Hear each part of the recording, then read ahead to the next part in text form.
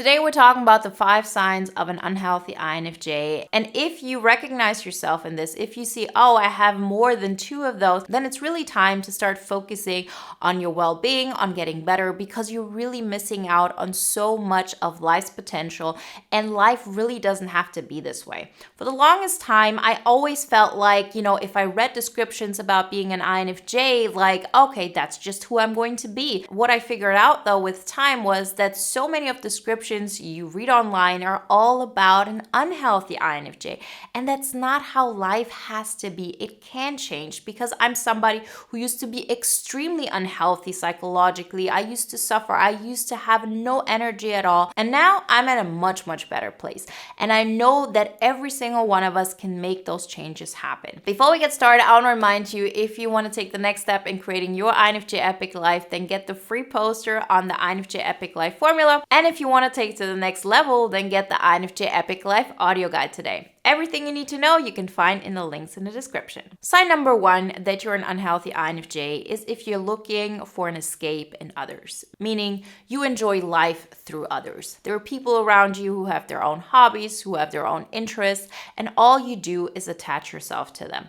Maybe you have this story that you're telling yourself that you're helping them, but before we even get to that place, really look at how much of the energy that you're really living out is, an energy others are creating. So it isn't really something that you've chosen. So often we even go for people that we're, romantically interested in that seem like an escape to us. Maybe they live in a different city, in a different country. I've talked about this in the past and it was so funny because I had people, underneath in the comments telling me, oh, you're talking about me. I mentioned this in the comment section on another video and you took me as an example. The truth is I didn't. This is something so common for INFJs to have some crushes that live in other cities, in other countries, on other continents. I've done this myself. And, so many INFJs do this because it's such an easy way to escape. Feeling like, okay, I don't really have to deal with my life and I can't. I don't know how. I've actually numbed myself, so I'm not able to really experience my life. And the only way I seem to be able to experience anything is to look for an escape in others. So if you have this impression that most of the joy you're getting is through other people or because you think you can escape somewhere, then that's a really big sign that you're probably not the healthiest version of you and that it's time that you start focusing on creating your own energy that will make you feel excited about your own life and the things that really make you happy. Because no matter how much you can pick up from others, it will always be through a filter. It will always be numbed down. You will never experience abundance so clearly and so energetically powerful unless it really is an energy that starts with you. Reason number 2, you're overly focused on helping others. So I love to help others. This is my purpose. This is my vocation. This is what I love to do. But I did it to such an extent to people that were close to me psychologically that I really drained myself out completely. And so if you're in a situation where you feel like you don't have another choice because you see that the people around you are suffering. You are aware of it and maybe you're the only one who could help them and you feel responsible for it as a result, then guess what? This is probably a sign you're not in your healthiest state. Hear me out on this because as I said, this is our natural tendency. We see somebody having problems, psychologically speaking. We see how we could help them and of course we want to. The point though is that if we have not created an energy for ourselves, if we are not, living out from our true, energetic source and creating the life we always wanted, we actually pick up too much from others. We get into the so-called codependent relationships where we need to help them. Otherwise, we feel like we're bad people. And that is something that has to change. Because once you get into those situations, you'll see that this is not a healthy state. You really are draining yourself. You're numbing yourself. You're keeping your light small in order to help others. And the sad part about it is you're probably not even helping them. You're enabling them because what they're doing is unhealthy. And you're just telling them, it's okay, continue. You're good the way you are. And I'm going to to compensate for all the things that you're lacking, for all the things that you're suffering, you have me. The goal, though, is that this person could actually do it on their own. And in order to do that, you have to focus on you first, because people at the end of the day are not looking at what you're telling them. They're looking at what you're doing. So you might tell them your life is so important. You're such a great person. You're doing this so well. But what they're seeing is that you're neglecting yourself. Then they have no reason to be inspired by you, because what they're seeing is somebody who's not really prioritizing themselves either. And the good news is that once you start creating like healthy habits for you and you see, oh, I want to help people, but I want to do it from a place of a win-win situation, you actually create healthy outlets for your gifts, for the fact that you can help people. But you're not doing it in those codependent relationships where if you're not helping them, then you feel really, really guilty. And to get out of that is a difficult transition, because we have been conditioned to feel like if I'm not helping this person in a way of going beyond and above, then I'm not worth being loved or appreciated. That's what I bring to the table. And what we have to learn is that we are worth loving just by being ourselves, not because of what we can do for others. And so if you have those patterns in your life where you always attach to somebody who really needs you and you feel like that's giving my life meaning, in most cases, this is just a great way to numb ourselves from really creating our own life, because then we know, oh, I'm needed, I'm valued, and I have purpose in helping that one person, when in the end of the day, it is actually a codependent relationship in which you're probably enabling each other to not be your best selves. Sign number 3 of an unhealthy INFJ is that you're disconnected from reality. So this is not to be confused with being in hermit mode. I had an entire series on this. You can check out the playlist. Being in hermit mode is all about focusing on you, like really zoning out the world, starting with you, creating that energy, really fueling your own energy, being aware of what you like, what you want, like how you want to create energy in the real world. Being disconnected from the real world is actually being in your head all the time and not taking action in the real world. For the longest time, I felt like that's just the definition of being an INFJ, right? We're cerebral beings, we're in our heads most of the time. And I felt like, who cares what's going on in the real world as long as I'm happy in my mind? Yeah. In theory, this works perfectly. But the truth is, if your reality actually gets worse and worse, or it's in a state that you don't like, you're never going to be able to be happy in your mind all the time. It's just not going to happen. It might work in theory, but in reality, it actually makes you depressed. So we have to anchor in where we are right now and start creating a life out of that. This is actually the basis of the INFJ Epic Life Formula and of the audio guide. It's really anchoring in what's going on today. So one of the best ways to do that is to really ask yourself, what if it never got any better? So I look at my reality and I say, what if I always stayed in this apartment? What if my relationship stayed like this forever? What if I stayed in this job for the rest of my life? What if my prosperity stayed the way it is right now?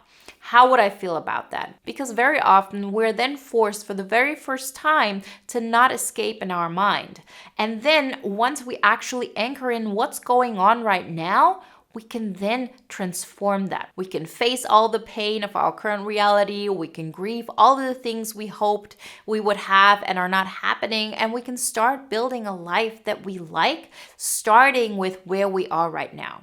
Because in order to actually get our mind going, in order to be able to dream even more, we have to have a forward motion in our real life as well.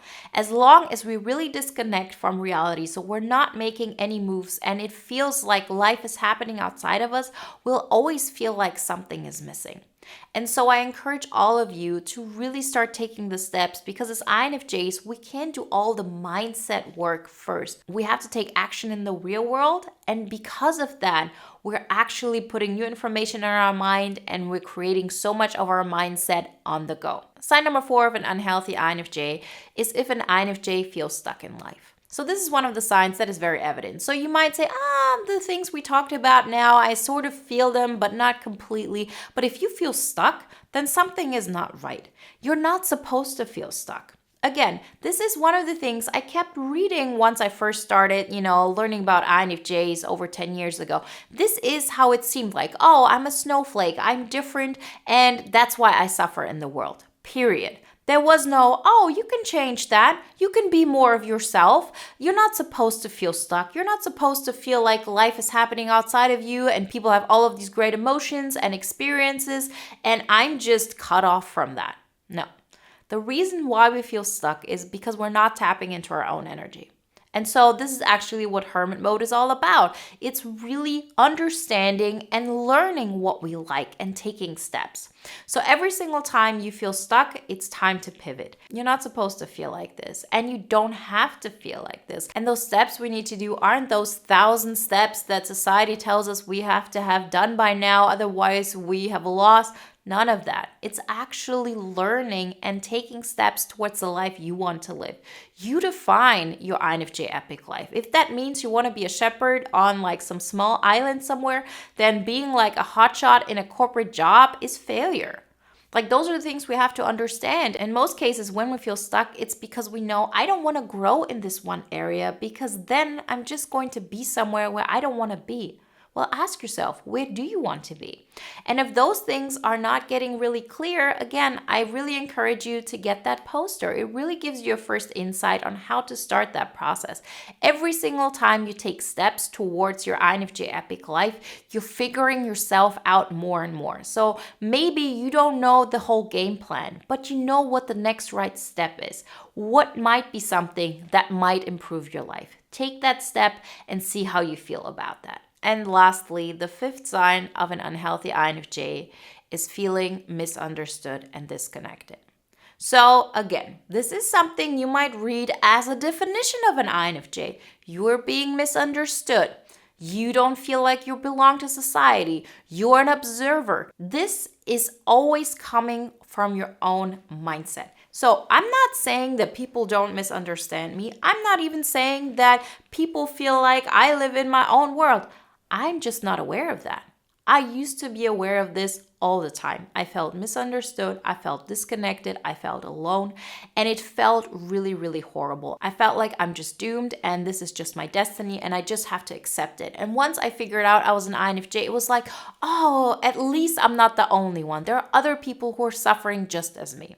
What I figured out though through the last 10 years and through working with so many INFJs is this doesn't have to be our reality. Because once you start living out your own energy and you start sharing who you really are, yes, the transitional phase will be difficult, but after that, you're just connecting with people in a way that makes sense to you. You're not trying to connect with people on the basis of, oh, the way I am is wrong, because then we're not really connecting with people. We're really showing up a facade and think, oh, this facade might be accepted. This facade might connect with others, or I'm going to connect with what you're experiencing.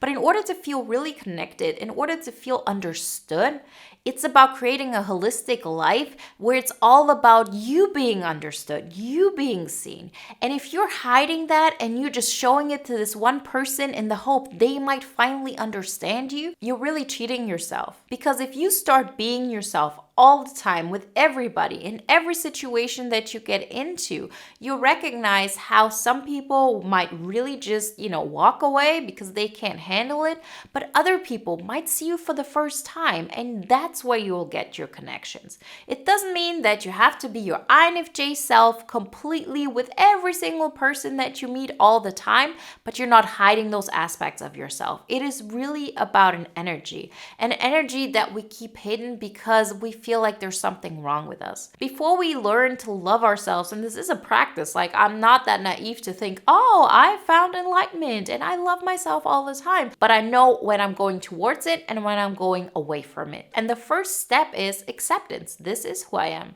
I'm not that facade that I can portray perfectly. Yes, this facade might be liked by the people I think of right now who are in my life, but that's not who I really am. What is it that makes you proud of yourself? What is it that would make you feel like you're tapping into your potential? And go after that. Express yourself as much as you possibly can. We as INFJs, we're introverts. In order to really have a balance and a holistic life, we have to make sure that we tap into our extroverted functions. You're still going to be an introvert. You're not going to turn into an ESTP or an ENFJ. It is about creating a balance, because in most cases, we go overboard. We're maybe 90% introvert, 10%, extrovert. And maybe our most authentic self is being 65% introvert and 35% extrovert. You're still going to be an INFJ, you're still going to be an introvert, but we have to allow ourselves to really start expressing who we really are, not what we think people will want to see. Remember, there's so many resources that can help you with that process. You don't have to settle for this. A first step would be to take a look into the free poster on the INFJ Epic Life formula. And if you want to take it further, then definitely check out the INFJ Epic Life audio guide. Everything you need to know you can find in the links in the description. And if you want to watch another video now that is in line with today's topic, then check out the video you see on the screen right now. I'll see you in the next one, guys.